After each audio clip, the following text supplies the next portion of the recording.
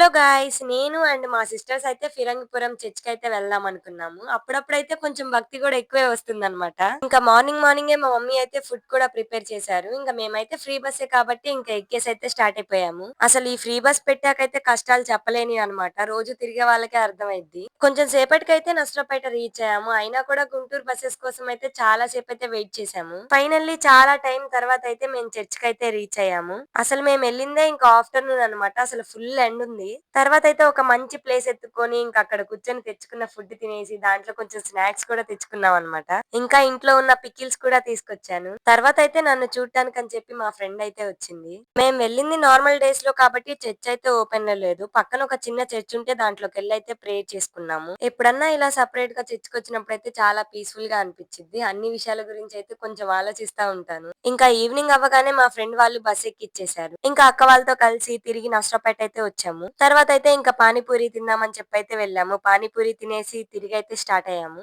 కొంచెం ఫాలో చేయబ్బా!